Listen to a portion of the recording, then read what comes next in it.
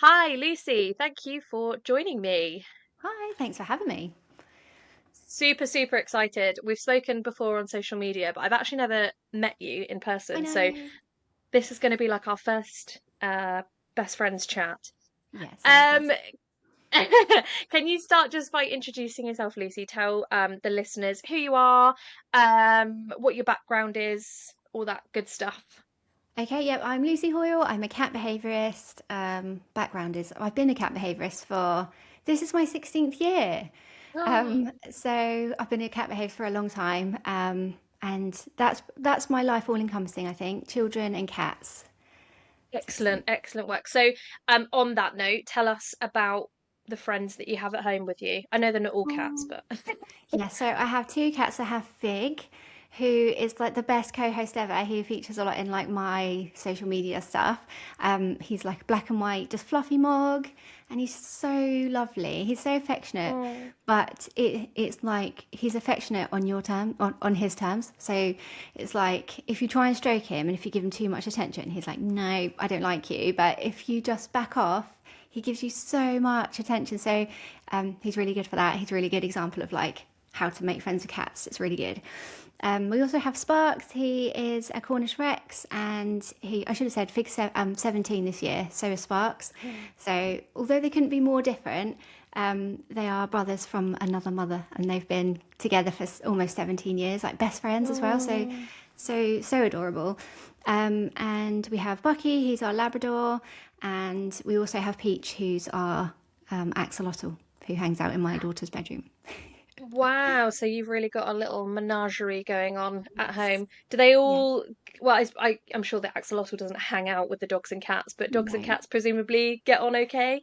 Yes, it was a bit of a worry. So Bucky's 6, coming up to 6. So obviously the cats were like 11 when we tried to, well, we decided to bring a puppy home. So I was like, how is this going to go? And it put all my skills to the test. But thankfully, they did so well. It did take a little while to introduce them, but they get on so good. And it's sometimes like you'll watch the cat like walk past or step over the dog's nose, and I have a little moment where I'm like, oh wow, like look at them, they're all just totally living happily without any dramas. So yeah, that couldn't Mm, have gone any better. It's been really good.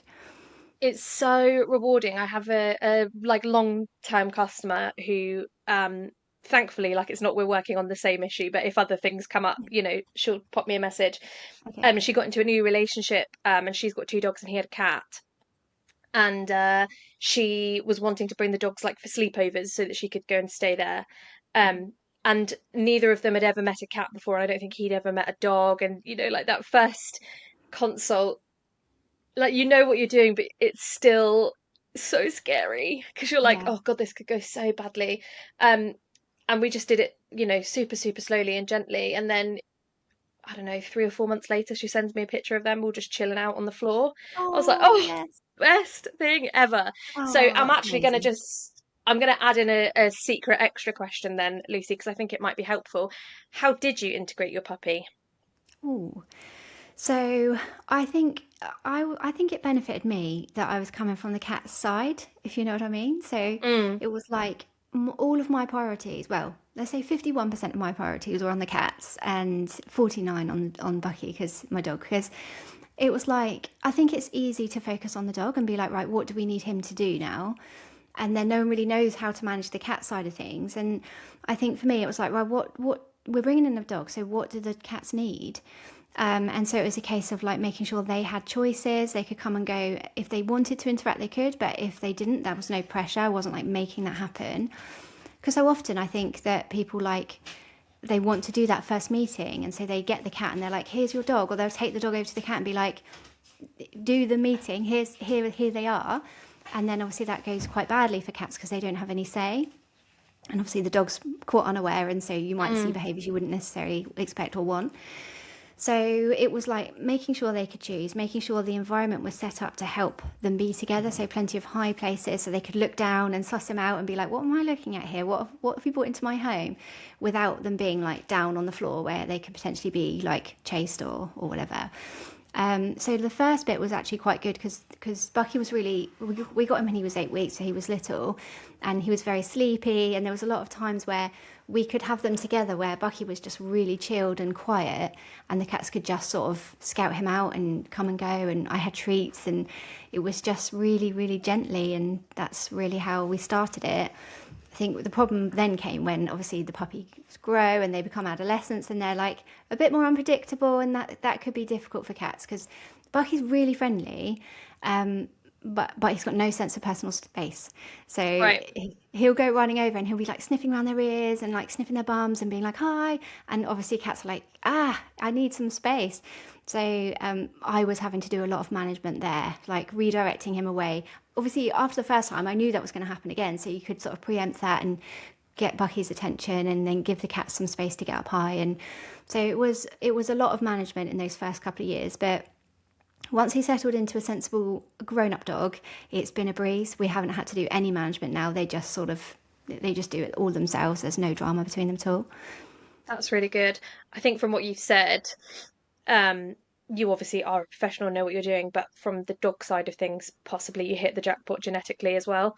Yeah. Because obviously sometimes people were like, "Oh, we're trying to integrate the dog," and you're like, "Oh my God, this dog, this dog of Oh, all the dogs," you know? yeah, So yeah. Yeah, it was definitely like all three animals actually. I've won the lottery with them because they're so good.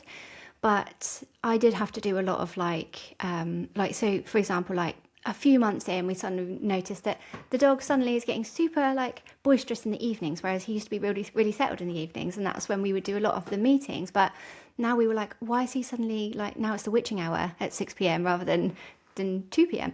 So we were having to take him for an extra walk, and we were having stuff ready like long lasting chew toys and like loads of new toys that we could engage him in. So it was a lot of we definitely had luck on our side, but there was a lot of sort of troubleshooting to be like, oh, this isn't quite going right. What can we do to help that go better?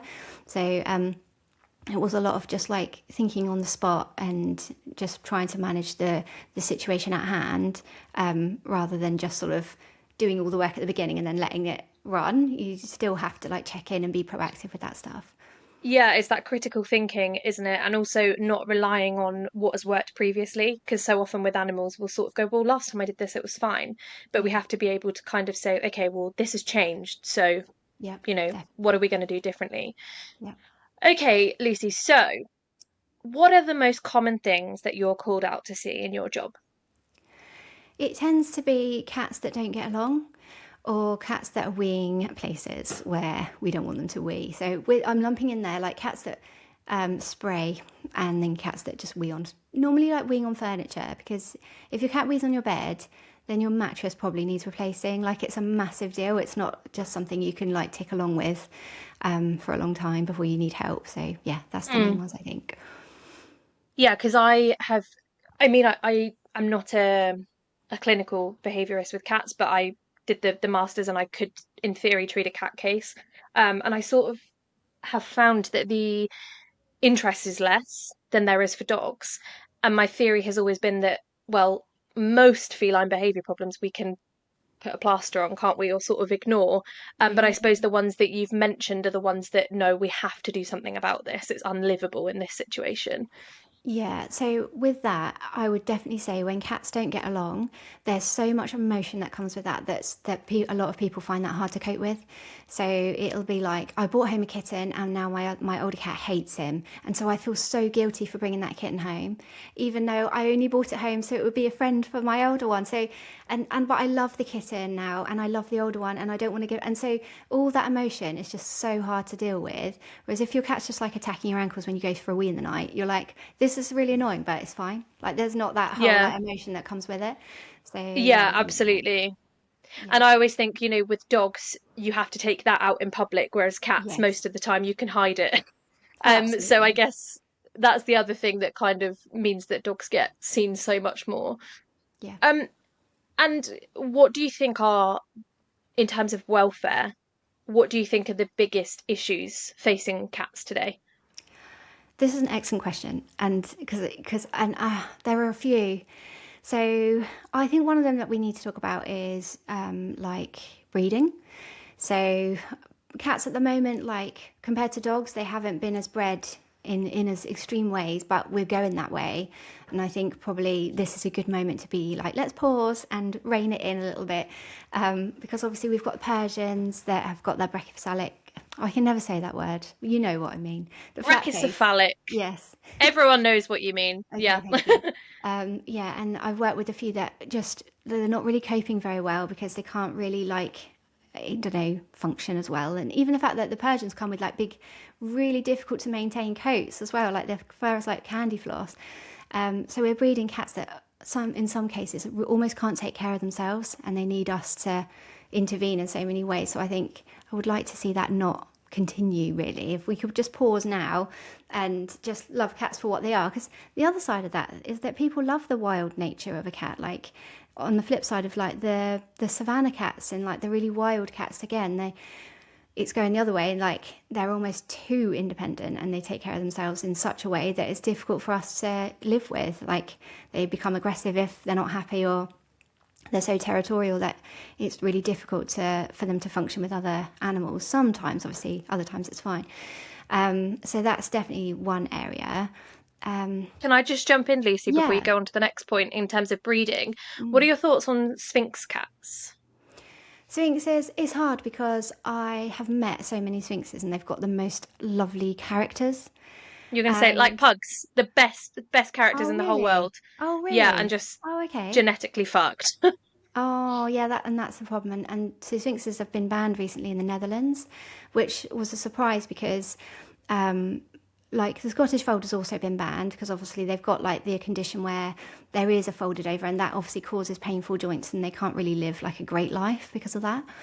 So sphinxes, they don't have such a degree of high medical needs and concerns, but I see this as a positive move because it's just giving that message across of like, we need to prioritize their welfare over the looks. And I think that some like there's little things where I have my Sparks is a Cornish Rex. As you know, I got him 17 years ago, and since getting him, have learnt like, oh, okay, like that maybe wasn't the best breed for me to choose because he's got little tiny curly whiskers rather than like the big long one. So that's not, I guess that's not really making much of a difference in terms of like how he communicates. But if you had like a Sphinx cat, like their tails can't puff up. So that's one way they Mm. can't tell you if they're feeling a little bit unsure or like panicking in the moment. And the same with like the Scottish Folds, like they can't tell you their ears don't go back in the same way. So there are definitely issues with lots of different breeds in terms of their health, but also how they communicate, how they function just day to day. So, yeah, I wouldn't like if I met a Sphinx, I know I would love it because I have met so many lovely ones. But I wouldn't encourage anyone to get one, or I wouldn't promote the breed. And I'm not going to Hmm. get another Rex myself unless it's a rescue one day. But I'm all for the adopt, don't shop at this point. Hmm. And your moggies, I love a good moggie. Yeah, absolutely. I really like um, and I'm sure there's problems, but just temperament wise, I really like the Asian breeds. They're so chatty, aren't they? That's my Oh yeah, favorite thing. I love a yeah. noisy cat. Yeah, Yeah. yeah, yeah. They're so sweet. They're so lovely. There is a lot of differences in terms of temperament among the breeds as well. But I think that you can find all those characters in moggies if you look hard enough. If you wait for the perfect match, they're Mm, there. yeah, that's really interesting. I'm sure you're absolutely right. So sorry, I interrupted you. So you had welfare issue number one, breeding. What Yes. else were you going to tell me about? I wonder whether I'm just going off on one really, but I've put It's all right. like the more and more pressure we're putting on cats in terms of like their living requirements. So like Yes. how many cats we have in a household, whether or not they go in outdoors, or even sometimes you go into well, I go into someone's home and you wouldn't even know they had a cat because there's no stuff there. There's no cat tree. There's no furniture. Like their litter trays hidden away in a cupboard behind the like sofa, or yeah, and it's just. I think that can just make life difficult for a lot of cats, and so that's another one I would add to the list. Mm. Well, I can imagine with ugh, God, it's one of those where it's like I'm going to get on my soapbox here, but so many young people um don't have the finances for big houses and stuff like that, and quite rightly still want companionship, right? Yeah, So yeah. we end up with people in flats, like one bedroom flats, no garden, no outside access, getting cats and dogs. And it's not by any means me, criticizing those people because I totally understand why everyone wants pets. But like you say, to then get multiple, Mm, and start just, filling the rooms up with animals, it puts an incredible amount of pressure yeah. on cats and dogs and any other animal that you have in there. You touched upon a few things with when we were talking about, the effects of sort of designer breeds. But in general, if anybody is listening to this and they've got a cat and they inevitably say, the cat doesn't tell me anything, I have no idea what he's thinking 99% of the time. How can cats tell us if they're unhappy? And also, how can they tell us if they are unwell? Oh, I think one of the main things I would say is just to know what's normal for your cat. Because if you read online about the signs of pain, you'll see like how to tell if your cat's in pain or needs something from you. They sometimes contradict themselves. So it's like, oh, your cat might overgroom, or you might notice they don't groom as much. And so you're like, well, I don't know. How do I know which one it is? So then I would say if you notice any changes in your cat's normal behaviour, anything at all, whether they eat more or less, or whether they're more sociable, because when Fig became unwell, he's got diabetes, and in his later years he's become so much more sociable, which you wouldn't normally expect if a cat gets older and is like then a little bit poorly. You'd think that they might withdraw or hide away, and that again, that is signs that they're not themselves. But he's done the opposite. So I like obviously I knew he was unwell because he had diabetes, but it's definitely been something I've noticed over time. Also, any changes to their drinking habits or toileting habits as well. Just like, oh, he seems to be drinking. Well, I've seen him drinking and don't normally see him drink as much. Then I'd worry about that. But in terms of their behaviour, they're not geared to tell us when something's up. We have to decipher it, we have to read it, and it's not going to be shown to us. We have to really check in and think, oh, that's weird. He's not making that jump as easy as he used to, and like things that you would normally see, I wouldn't just put them down to like, oh, that's different now. I would think, why is that Mm, different, and is that something we need to explore? mm. What is so in the dog literature, and I know that obviously it crosses into cats, but just interested about your actual anecdotal experience. Um, we know from the literature that there's a huge amount of crossover between pain and problem behavior, in many species, but cats and dogs. Um, how often would you say that you go out to a cat and there is an underlying sort of medical situation going on?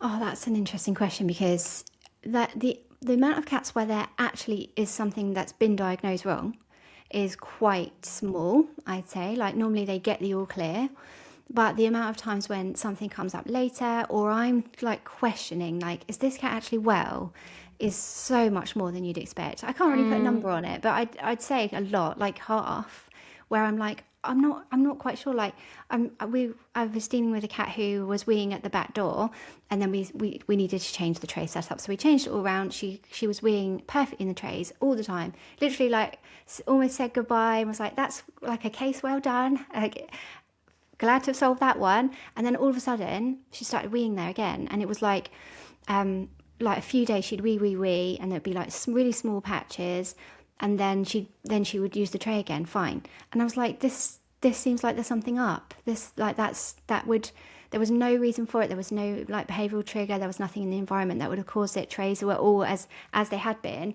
So I'm not a vet myself, so I can't call it, and I can't yeah. like say, that cat sounds like it has a UTI, but also in the same way, I'm thinking that would fit very well with cystitis or another sort of urinary infection, or any sort of underlying pain can cause them to just not feel right and just throws out all their Mm, toileting habits. So I I always struggle with that because I think vets like they're limited in terms of what time they have, which is totally of understandable, course.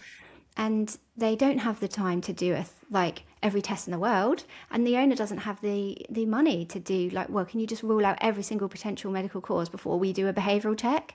So quite often they've been given like a go ahead to do a behavioural assessment, whereas there could still be something underlying that we just haven't really got to that bit yet, where they need a CT scan or an MRI. Like that wouldn't happen until we were way down the line past all the behavioural stuff that then hasn't worked. So yeah, it's definitely a big factor. It's really interesting, and it's something I struggle with as well. And actually, a way that I found to make this easier for myself with dogs is, and obviously not for UTIs, but for musculoskeletal issues. For the listeners, that's anything to do with basically any of the muscles, or the bones, or joints or whatever. Is to have a physio review the dog so that then they can send it back to the vet, because obviously the physio can come out for 90 minutes and sort of write a report. Is that an option for cats? I've never known that happen in my whole life. Wowzer. Um, Okay, yeah, there's a which job for. Right, that's my next venture, everybody. that would be amazing. Yeah, and it's hard because like I say, I'm not a vet, but people send videos over for you to see one thing. Like a common one's like aggression to a person.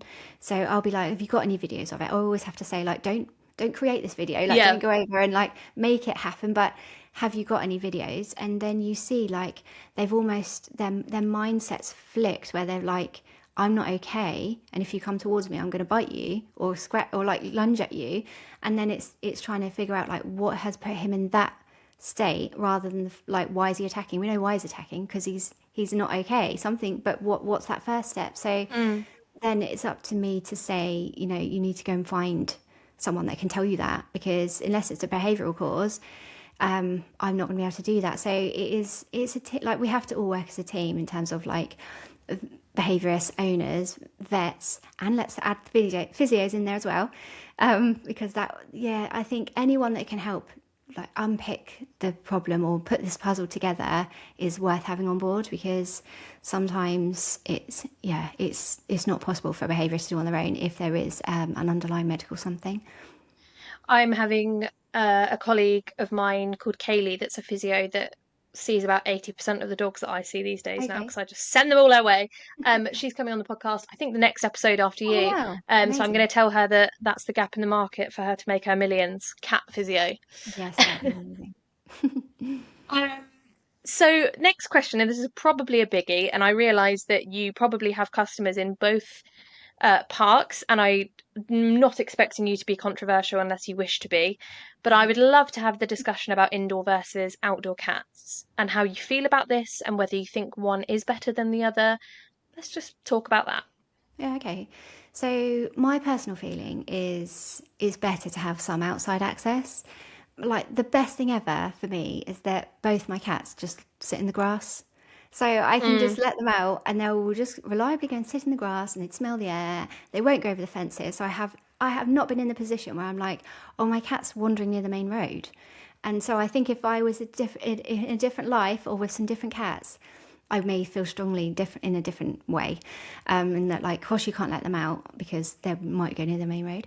But I have no judgment on this. Like, if someone keeps their cat inside, that's fine for me, and if they let them out, that's also fine for me.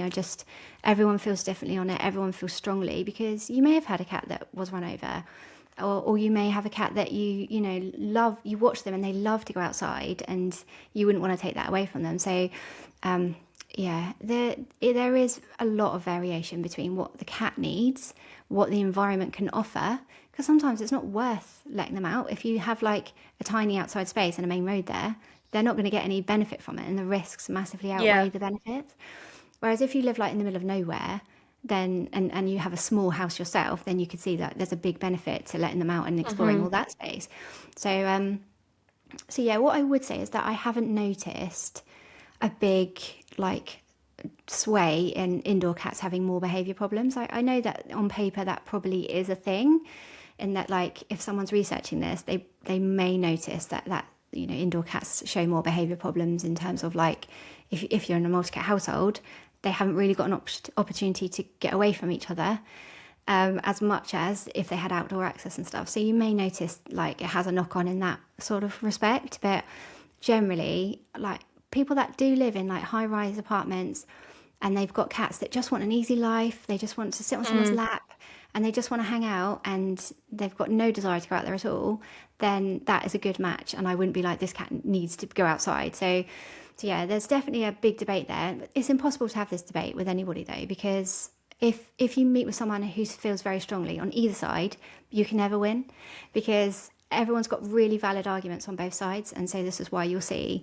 people like argue till they're blue in the face online or wherever, because there is no right or wrong. Like both sides have very valid points that you can't argue against. Indoor cats live longer. Like that's a very difficult fact to Mm. ignore. Outdoor cats generally are less obese. They've got less risk of, yeah, like they can cope better with stress because they've got that option to go there. These are very good reasons to let them out as well. So, yeah, it's not an easy one to answer, but I just fall down the middle. Yeah, I think I do as well because people have asked me that question. And I know there's a charity, I'm not going to name it because I'm not 100% confident on who it is, but there is a charity that only rehomes cats to indoor homes. Mm. And I just think, like, how can you put them all in the same box? Like, surely if you've got a Yeah, semi-feral or something like that, you can't be having that as an indoor cat, yeah, exactly. Um, and similarly, I've seen some outrageous, stunning catios. I'm sure Oh, you yeah, have as well, like yeah, the yeah. most fantastic things. And I also think that's a really, really good option. Is your house nice and cat? Like, have you got climbing areas and one of those incredible walls that they can get up to the ceiling and all of that stuff? I haven't, to be honest, because Oh, well, we moved how I did in my old house. We had shelvings going up, like a little route up and a route down. It was really good, and I was really proud of it. And that's when we got the puppy.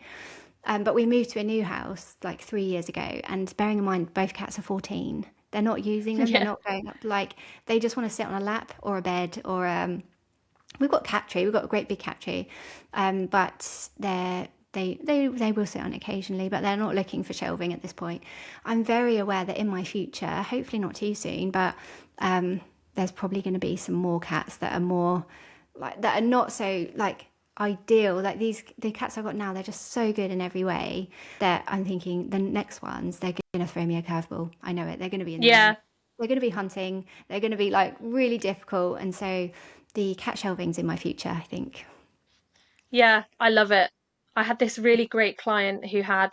It's really hard to explain to people who are listening, so I'll try and make this really quick. But if you imagine a square with a cross in the middle, and then each sort of corner was a room, and then this Oh, structure in the okay. middle with doors separating each Oh, room, that's and then I amazing. asked them to put all of this climbing stuff up the middle so that their kittens could get up off the floor. Oh, Oh, I love that. just the kind of stuff that just gets you super excited to do this job, Yeah, hey? yeah. Okay, I'm actually going to just switch some of my questions around because you've just touched on something that I wanted to talk about, Okay. and that is hunting. Oh, And obviously, for various reasons, many of us don't like the unwanted half dead mouse arriving in our bed in the night. yeah. Oh God. Um, what do you generally suggest for people who have, or, well, actually, sorry, listeners, this is me going off on a little tangent, but I include predatory behavior as, ankle attacking and that sort of thing as well. Anything that's kind of within that predatory sequence. How Yeah. do you tackle those issues, or what do you suggest, Lucy? Um, so if it's the hunting itself, then I don't know any way of stopping them hunting. Like in all honesty, like there are plenty of things you can do to help in that like we don't want them to be super hungry. So you don't want to like if you feed your cats breakfast and dinner, there's a long time in between where they're not eating. So they're probably going to go out and hunt something if they're so inclined. And lots of play and lots of stimulation at home as well. So they're not like, I need to chase something. So it might as well be a mouse or a bird. But I do think if they're not prolific hunters and like decimating everything, then I'm like, oh, it's sad and I hate it as well. But that's what they're designed to do. And a few hundred years ago, we were like, I need a cat to catch all the wildlife around me, and now we're like, I need a cat and you mustn't catch anything. So it's Hmm. not really fair. But in terms of that predatory behavior you would see in the house, I think that that's a really dangerous problem because it starts as one problem, but then it quickly develops into something much, much worse. And that's when I'm called in. So, like, if you're noticing cats that chase your ankles in the night, or like when you're talking on the phone, you're waving your hands around, your cat's jumping at your hands, that's like typical predatory behavior. And predatory, all we mean by that is just misdirected play, because like Hmm. hunting and play essentially the same thing. You see the same patterns of behavior, like wiggly bum, and then like chasing and pouncing and grabbing with like both front paws. So this is all like misdirected play. These cats like they find it hard not to chase moving things, especially when they're Hmm. little. So if you wear like flowy skirts, or I always use the example of like a dressing gown cord, when you like walk down the stairs and your Yeah. cord's behind you and the cat's chasing you down the stairs. that's all really normal behaviour, and the cat's not doing anything wrong there. But obviously, we need to make sure that we're directing that into something more appropriate, like toys, Hmm. or like you could use like activity feeders to sort of use up that like all that hunting energy.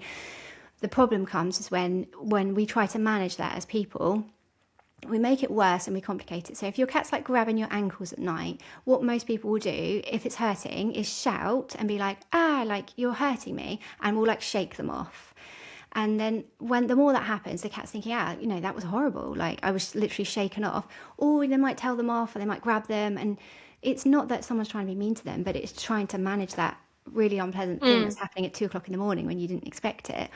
But this then changes that predatory, that natural predatory, say aggression in air quotes, because like I say, it's they're not trying to hurt you, they're just playing. But that's then quickly changing into real aggression because they're now a little bit scared and there's more emotions at play, and they're like, I really want to do this, but what happens if you might shake me off, or you might push me off, or like something bad might happen. And so then you might see more of this aggression happening just when you try to stroke them, or when you're walking past just to get past them, they might become a bit wary of feet and things. So I've seen this so many times that it's just it's like by the time you're trying to deal with a big problem, it's not predatory anymore. It's like learnt fear aggression. So Hmm. if you're having predatory aggression at the moment, I would just redirect that into as many toys and playtime as you possibly can. Put some wellies on, some big like boot slippers, and just don't reinforce it, don't react, and redirect it into something else because it's much easier to deal with than later down the line. I'm just going to compliment my lovely dog on doing lovely quiet listening. Good Oh, job. It's the first day that he's joined me for a podcast recording, and it could have gone horribly wrong, but he's just oh, looked up at me like, Mummy, I'm still just sleeping down oh, here. oh, he's being so good. He's a good boy.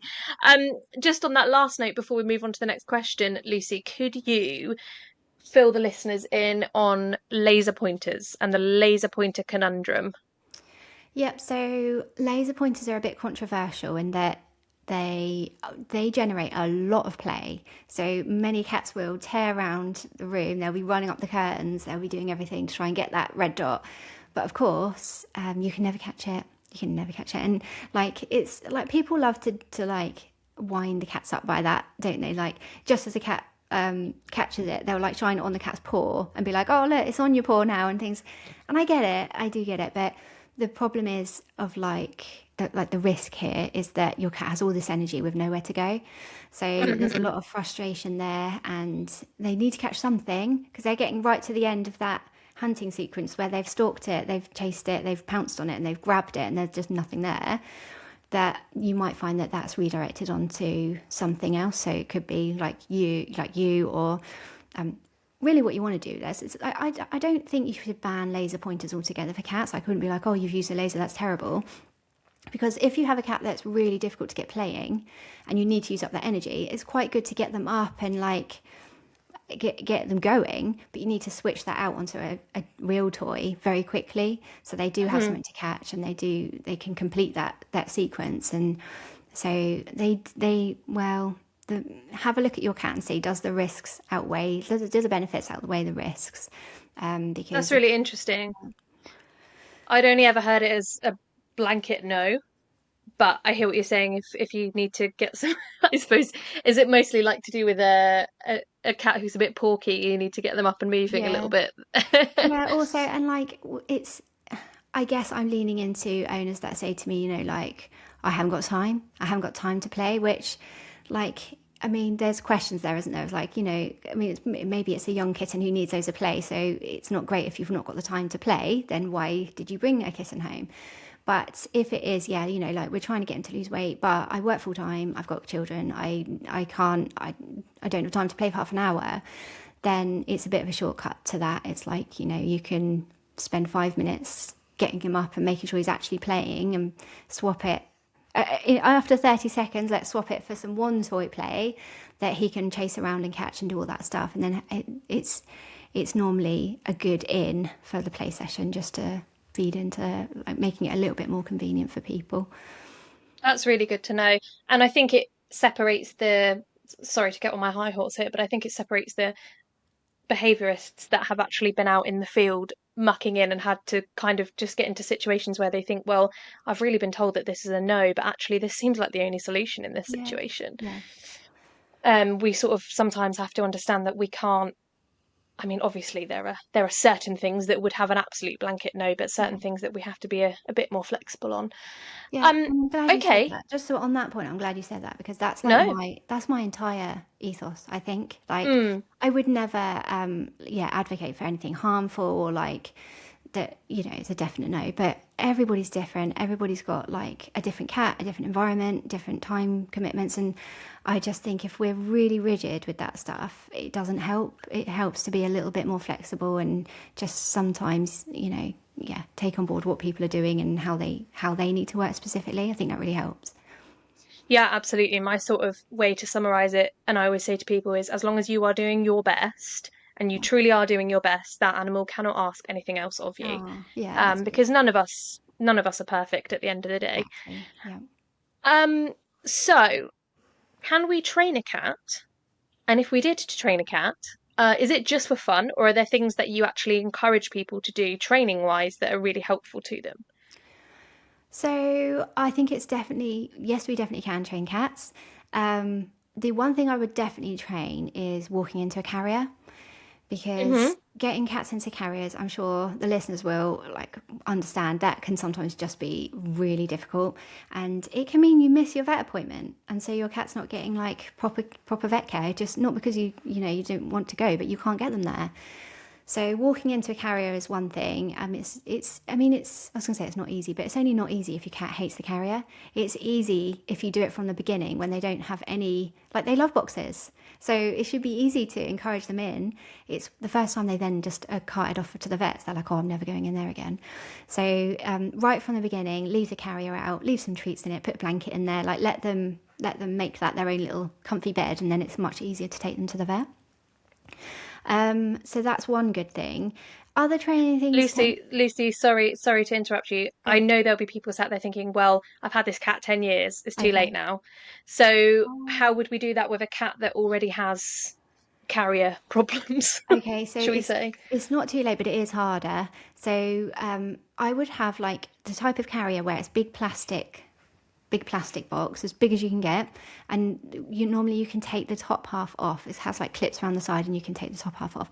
So I would just take the top off and have the bottom there, put the blanket in, and then just leave treats in it every now and again. Like you can use a clicker. If I guess this is a dog podcast, isn't it? So maybe your listeners will be familiar with like clicker training. You could do the same for a cat. Like once you've charged up your clicker and they know what the click means, when they walk into the carrier, you can click and then give them a treat, so they know like, oh, I'm going in. That's what I'm getting rewarded for, is actually going in here. Mm. So once they're comfortable with that, then you can put the lid on with the door off and do the exact same thing, treats inside.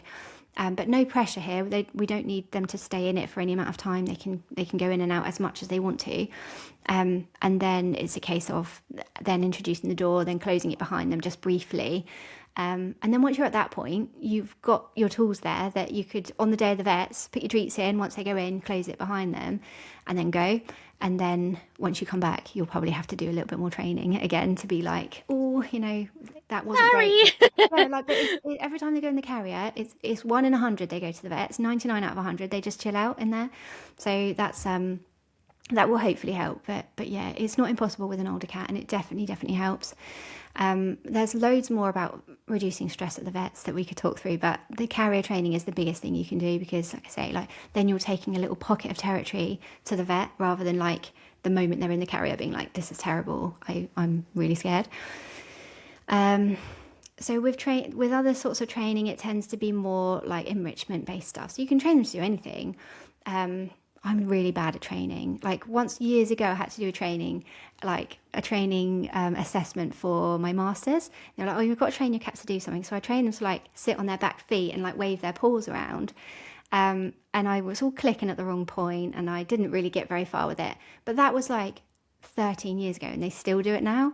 Like when I'm getting their food ready, they'll sit on their back feet and they'll wave their paws around. It looks adorable, but I'm like, why have you never forgotten that? Like, I could never put it on cue. I got a really bad mark, but they still think like, oh, if I want a treat, I have to do this. So Well, I it was have, obviously very salient to them, Lucy. yeah, So, I know, but I mean, it's silly really, but yeah, I would not recommend training a high five either, because it seems like the most easiest, most adorable thing ever. If you hold your treat up above their head, your cat will definitely paw at it. But what sometimes happens is then they'll be pawing you for everything, and if you don't give it to them straight away, then the claws will come out, not as a scratch, but just because that frustration sets in, and they're just like, "Oh, I'll try it with claws." And then you end up with like scratches down your face because when you're asleep, they're trying to be like, "Come on, have you got any treats in here?" Try pawing at you. Um, so yeah, it is good. And I have also been looking at stuff like pattern games. I don't know if you've yeah, do like dogs and absolutely. things. Yeah, I've only just sort of discovered that. Like, oh, this could be good for like introducing cats where like you've done like a lot of the legwork already where they've sort of met each other and like that you've used barriers and that it's all slow and gradual, but then they're in the same room together. If you had two people, maybe you could use that like putting treats in the bowls and like, what's the Mhm. do you know the one I mean? It's like it's got a special name, You, isn't it? yeah, Is I it? don't use it, so I also can't remember. But essentially, Okay. I'm pretty sure it's just called the box game. But you're Okay. you're counting, or you're at least just dropping treats into a box, and you're getting them to Yes. orient away from each other rather That's than it. fixating on each other at the Yeah. same time. Yeah, yeah, exactly that. So I think that can be good where like what we tend to find is when cats are in the same room together, they don't know each other, they're focused on each other and then things Mm, escalate. So we're just distracting them really. And so I think that that works really well for that. So there's definitely a place for training with any behavior problem, but it's not always as easy to do, I think, as with a dog. yeah, I mean, the way it was always explained to me, or that I understood it, is they're capable, just as capable of learning, but they're just not quite as motivated to please, are they? We have to Absolutely. sell Yeah. it to them a lot more. Yeah, and do it in really short sessions as well, like just a 2 minute session a couple of times rather than like, right, we're going to do a half an hour training. It was just like really short bursts when they've got that motivation there. Mm, yeah, that's a really good tip. So you've touched on multi-cat households. I don't know if you find this, but I always find that if someone has one cat, they've got more than one. I don't know. People just they just collect cats. Yeah. What do you think makes a multi-cat? So just in case I'm saying that really quickly and you can't hear what I'm saying, listeners, multi-cat. So households with more than one cat in them. Um, what makes them work, and what most frequently is it that causes problems, do you think? So I think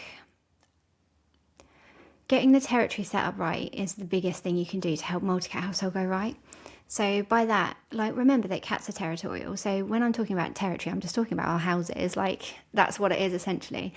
But it depends on how many cats you have and it depends on what they need.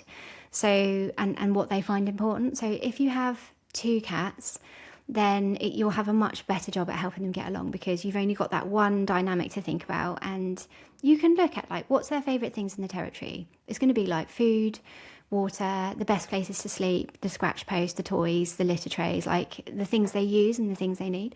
So we want to make sure there's no competition for that stuff. So there has to be enough to go around. And it has to be super spread out so that if they want to be on their own and have their own mini territory in your big home, then they can do that. So what we're doing by doing this is just we're putting it all on them to make their own decisions and make their own choices and make that relationship if they want to. Like you can't force Hmm. it. You just have to like get it right, get the layout right, set the scene, and be like, there's another cat here. If you want to make friends with them, you can. If you don't want to, you don't have to. So they can choose when they interact. They can be apart. They're not thinking, right, oh, it's tea time. I'm going to have to go and see that other cat now because this is the only place where the Hmm. food is, and that's when my owner puts it down. And same with like, there's probably plenty of places to sleep in your house, but your cats will have their favourites. Like it could be the bed in the afternoon because that's where the sun shines, or it could be like the top of the cat tree because it's the highest point. So we need to make sure we're looking at this specifically. Like there's no set rules. It has to be like look at your cats, look at where they want to be, look at where if there's any drama, like where's that happening and what's it around? Because it could be that they both want to sleep in that bed at the top of the cat tree, so they're swiping each other, or like they're sitting on that bed in the afternoon, but they don't want to be there. they don't want to be together. They just want to be right there. So you can look at their body language and like their ears are back and they've got their backs to each other and they don't want to interact, but they're like, oh, look, this is the sunny bit of the bed. I want to be here. Oh, yeah. So yeah, I think if you were to put in enough thought in terms of how the territory is set up with two cats, it's probably most likely that either they'll get along great or they will like live happy lives like housemates rather than family, and that's totally fine as well. Hmm. But I think the problems come when you have too many cats at once because Hmm. there are lots of different dynamics to look at. Like it's not just now the three or four or five, it's like how does number one get on with number two? How does number one get on with number three? How does number one get on with number four? And then you have to do that for every combination of cats. And that's really difficult to manage just in terms of like practical space and like setup and things. How can you stop them all from crossing paths if you live in a two up, two down and there's just so many cats there? So I think it's useful to find a good match if you can. Like again, there's a lot to think about there, but you don't want like two really confident, like territorial cats together because they might struggle to be with each other. Likewise, if you've got like a really boisterous cat that loves to play all the time, then they might want a playmate. They might want someone that they can do that with rather than just like a little old lady who just wants to sit on your lap for the night. Yeah. So that's hard because there's no one rule fits all for that either. You have Yeah. to give it some thought.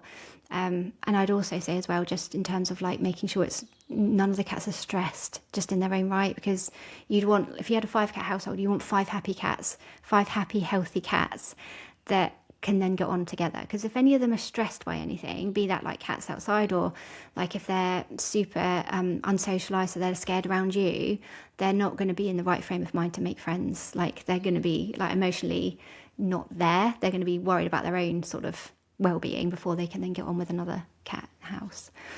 So I think yeah, tricky. that's yeah, that's a really, really good piece of advice. And it just because, on my soapbox again, I'll never get off it. That's if one of your cats is unwell or in pain, they're never going to make the best choices about hanging out with other cats, regardless of, how much potential that match has, right?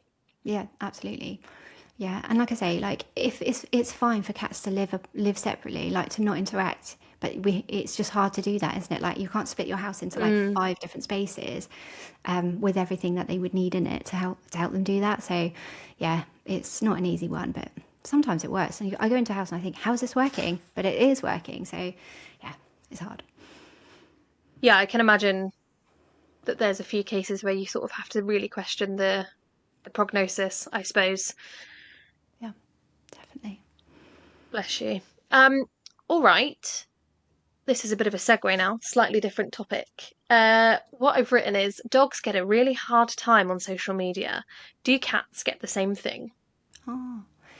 Yeah, I find on social media the most difficult things is like people just winding them up. That's the thing that just annoys me the most. Mm, And trends, like there was that trend recently. I think the dogs got this one as well. But like, how many times can you pat your cat on the head before it bites you?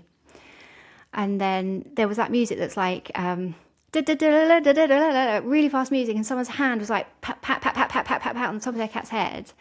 And then obviously every cat would bite. Every cat would bite by the end of that, yeah. and I just thought, why are you doing that? And the whole like cats versus cucumber thing, like they were leaving a cucumber next to the cat just to see it sort of jump. Then Question though, every Lucy, yeah, why? Why does the cat jump? Is it just it turns round and there's a novel object? I think so. Yeah, and like they're a prey species as well as a predator, aren't they? So like Yeah. at the forefront of their mind is like I must keep myself safe. I must Hmm. like run from something that's scary, and they haven't. Yeah, it's novel. Like they haven't had a chance to get used to it. I'm sure the more you did it, the less reaction you would see. But yeah, they're quite like snake-like, aren't they? And just weird, sort of. I don't know. Yeah, It's that's just one of those true. are I weird never thought toys. about that. Yeah, but Yeah. it's every trend. There's never any trend that's just like, oh, I don't know. I can't think of anything, but there's How no trends nice that can are you be nice. to your cat for Yeah, 90 exactly. seconds? Yeah. Yeah, exactly. How It's much can just you leave your cat alone for 90 yeah, seconds? exactly. Yeah, it's really annoying, but I just yeah. I never lean in, There's obviously, but it's hard to see. there's one account, I won't name it, but I think it's Burmese, and it always does the arched back and all the hackles and the Oh, noise, oh, that one. yeah. And they film it as if like they're having a conversation with it. Oh no. So they'll be like, "Hey, blah blah blah, cat, like what's going on," sort of thing, and then the cat will be like, "Meow, meow, meow, meow, meow," and then it will be Oh like, yeah. "Oh, well, that's fun, dude." Da, da. And this cat, has millions of followers just for being perpetually terrified Oh because people no. think it's funny, that Yeah. this cat is, I don't know, what do you call that, a yowling, or Yeah. whatever, back at the person, and it's so bizarre because he's arching his back, like he's in the universal kind of shape of an unhappy cat, Oh and yet yeah. because it's on TikTok, fine. Yeah, it's so hard. It's like any video I see of like a really aggressive cat. So like those cats you see that just look absolutely petrifying, where they're like hissing and they're snarling and Mm, they're like ready to actually kill you. It's because a person is there with a camera. It's that person has got closer when that cat's been hissing of like, can you go away? You're getting really close to me. They've got mm. closer and they've got closer. And so every time I see these videos, I almost want to like pause it and do like a little reaction video and to be like, if you just back off here, then your cat will be fine. Like your cat's not going to attack you unless you keep going towards it. Just give it some space. But it doesn't make good content, does it, if people do that? No, absolutely. And none of us will ever learn this lesson that nobody cares what we say, but Yeah, makes us feel better, hey? Sometimes yeah. maybe. I have a completely personal question, which is for my Oh, own interest, but I'm sure okay. other people will find interesting. Why do cats religiously push things off of shelves and Oh. countertops and tables? Oh, I love that about them though, don't you? They're so silly. Yeah, I do. Um, It's the best thing ever. yeah, I always think that this is just a combination of cats being like really curious and like quite playful. So I always think like if you're a cat and you're out there, like they like to like manipulate things with their paws and move things around, and it's just too tempting, isn't it, to just like give it a little tap and just see what happens? Because like remember they're Hmm. territorial, so this is something in their territory. They don't know. They need to figure this out. They want to like, I don't know, just work it out. And so once they tap it and it moves, then that's like self rewarding. That's like, well, that was amazing. And then so the nearer the edge of the table it is, if it's going over the edge, that's the best reward ever, isn't it? So yeah, Yeah, and I suppose we probably, depending on what your cat finds reinforcing, can reinforce it by laughing yeah, and talking to the cat and putting more objects up there. yeah, I suppose we exactly. just build Yeah. that up for ourselves, don't we? Yeah, there's so many examples of behaviours where that's a thing as well. It's like, um, I once met a cat who like so when cats scratch furniture, obviously they're normally just using it as a scratch post, like they're maintaining their claws and that's the best thing there. But there's one cat he used his scratch post as well because it was like scratched loads, but he would literally like go over to the sofa when the owner was there, look over to her, and then like do just a couple of scratches, wait and like waiting to be like, "Are you gonna like what are you gonna do?" Mm. And she knew like not to be mean to him, so she was just like being kind to him. So she was going over like, "Oh no, don't do that! Like take your claws off," and like giving him some like nice attention. So it was so clear the way he was like looking over, waiting for that reaction. And the fact that he didn't even need to use it because he was using the scratch post anyway.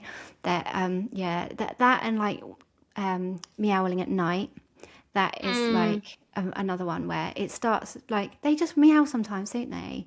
So it just starts off like random 2 a.m. meowing that probably would have just lasted a couple of minutes, is now them meowing from 2 till 6 until you get up and give them breakfast because we've like jumped up and like, what do you need? You're meowing at 2 a.m. What do you need? Do you need some food? Do you Yeah, need do some you want a company? whole bowl of food? Yeah, Yeah. exactly. Exactly. So many people have that problem, but at the beginning it was nothing, and then it's because of what we've done that now it's a really big problem. We have to unpick it as per usual. Yeah.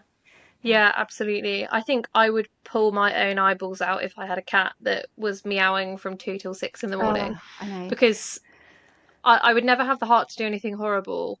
So I would just suffer Yeah. It wouldn't. endlessly It until wouldn't the help. end of time. It wouldn't help if you tried something horrible as well, because people like at 2 a.m. when you are just woken up and you know you need to get back to sleep, people will try anything. So I have met people that have been like, I Mm, wish I hadn't, but I literally like threw him off the bed or whatever. Obviously it doesn't help. They're just back the next second to be like, I still want something. yeah, But, yeah. um, but my cat Sparks, he does have a habit of meowing at night, But we all just ignore it, and it only lasts a few minutes, and that's that. But I know, I almost see it happening. I'm like, if I get up now, I'll be doing this for the rest of my life. So I just have to like be like, Mm, no one like respond. Everyone just like leave him to do it, because sometimes they just do, and it's okay. So yeah, just ignore it. For anyone listening, just ignore the meowing at night. They're supposed to do yes. it. It's okay. Yeah, absolutely. I have a similar thing. Well, it's not so much a natural behavior, but in terms of us inadvertently reinforcing, Oh, my dog's had a bit of a bad tummy. Like we've been oh, juggling his tummy for about a week. And while it was bad, he was scratching at the kitchen door to get us to go down and, give him some company or let him out or fill his water up. And he was doing it sort of a few times a night because he needed something. But now he's fine. And we still just get the oh and you're no. just like, absolutely not. I know Oh, that you're fine now. Here's your yeah. cheeky monkey. He just like wakes Okay. up in the night and thinks, just fancy seeing my mum for a bit, actually. Yeah, which why wouldn't he? That makes total sense. That's the thing. Like a lot of I these know. problems, like they're not even unreasonable. They're like, yeah, No, I don't want you to do that, but I can see exactly why you're doing it, and I can't blame you absolutely. for it. And if you really do need something, I'll be right there. But if you just Yeah. want to cuddle at 3 o'clock in the morning, I'm sorry, pal. Put your big boy pants on and go back to bed. Oh, yeah. Okay. Back to cats then, just to round us off, Lucy. Um, If you could tell the listeners three things to remember about cats or how to make their cats happier, what would they be? So my first one would be to remember that your cat's an individual. So whatever you see anyone else doing and it's working for them, it doesn't mean it's going to work for you. It doesn't mean you need to be doing that stuff. Likewise, if you had a cat that loved cuddles and like loved all the attention they can get when you were a kid, don't assume that that's what you're going to get if you get a cat now, because this is what I see quite often. Like, oh no, cats love like being rubbed on the tummy, whereas actually some do, most don't. So I think it really helps to remember that like there is no just standard cat. Hmm. They all have different needs. Secondly, is to think about what your cat would say. Whatever your decision is that you're querying over, like what would your cat say? And for this, really, I think like for example, I was working with someone who was saying to me like that their cat is quite happy being picked up. I pick him up, I move him off the bed, pick him up and move him onto the bed and put him on the floor. He was getting scratched, and he said no, he's quite happy being lifted off the bed. And I wanted to say like, what would your cat tell you if you could ask him? Because he would probably say, no, I don't like being picked up. Like lure him down. Fair enough. I don't want to get off the bed, is what he'd probably say. I want to stay here. But we can lure Hmm. him down with something, or we can like gently like move him. We don't have to pick him up and like put him down. So, Hmm.